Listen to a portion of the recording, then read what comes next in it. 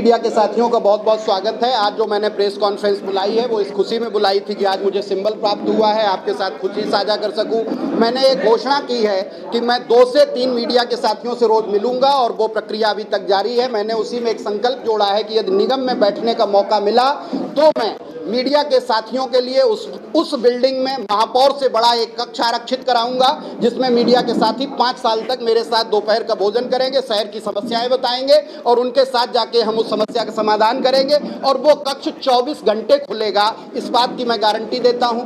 दूसरा मुद्दा ये था कि आज सुबह मेरे कार्यालय में एक व्यक्ति आया और वो मुझे एक चिट्ठी दे गया। वो चिट्ठी मैंने अब देखी तो मुझे बड़ा आश्चर्य हुआ कि इस चिट्ठी में कई इन्वर्टिस की चिट्ठी थी ये, और इसमें महापौर साहब के हस्ताक्षर है, चेयरमैन इन्वर्टिस यूनिवर्सिटी के। उन्होंने बताया है कि माननीय उच्च न्यायालय के आदेश पर जो जांच हुई उसमें 0.590 हेक्टेयर जमीन इन्वर्टिस के कब्जे में है और नीचे लिखा है कि इसकी जो भी मूल्य प्रार्थी से लेना चाहें ले लें या मेरे गाटा संख्या 30 से ये जमीन ले लें। तो 2006 की लिखी हुई चिट्ठी है, पुरानी चिट्ठी है, आप लोगों की तो जानकारी में होगी, मुझे कोई दे गया तो मैंने कहा ये मैं साझा कर लूं।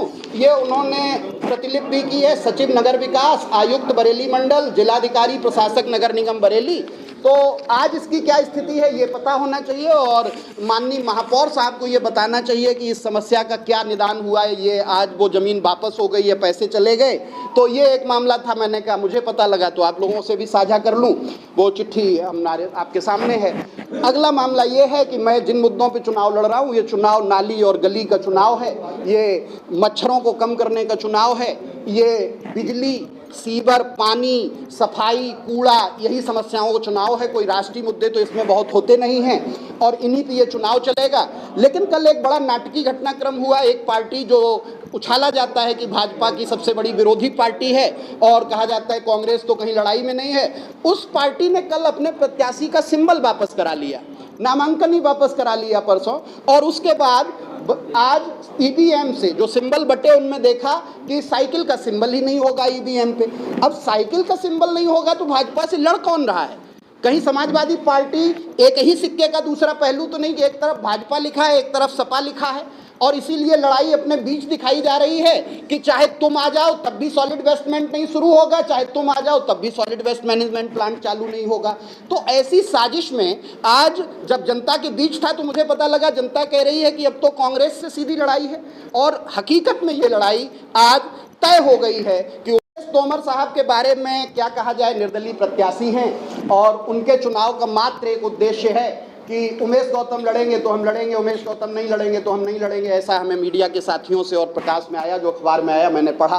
तो अगर जो कोई व्यक्ति सिर्फ इसी मुद्दे पे चुनाव लड़ रहा है तो उसका निगम को लेके तो कोई विजन ही नहीं, और निगम में ऑलरेडी उन्हें 2 बार मौका मिल चुका, 10 साल उस कुर्सी पे बैठ चुके हैं। अगर जो उन्होंने ठीक काम किया होता तो आज ये बरेली ऑलरेडी स्मार्ट होता, इसके 40 वार्ड स्लम की तरह नहीं होते। तो ऑलरेडी बरेली की जनता 10 साल उन्हें अजमा चुकी है, देख चुकी है।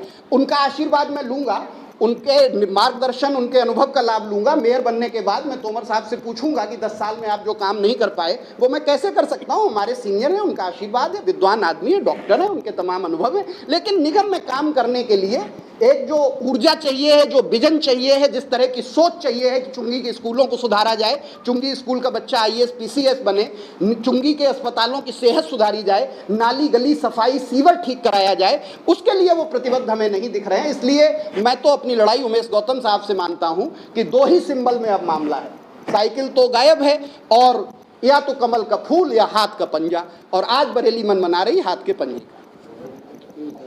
भी क्या उन्होंने बरेली की समस्याएं देखी? क्या चुंगी के स्कूल देखे? क्या नाथ मंदिरों की एक दिन में परिक्रमा की? मैं एक दिन में 8 नाथ मंदिर होके आया।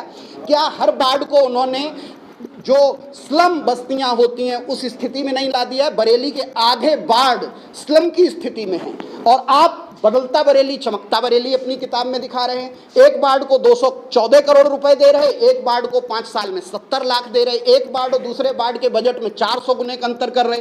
तो कई तरह की अनियमितताएं हैं। आज सिंबल मिल गया है। अब ये नाली गली के मुद्दे पर ये चुनाव बरेली में निगम का चुनाव उमेश गौतम जी के साथ इसी बात पे लड़ा जाएगा। धन्यवाद।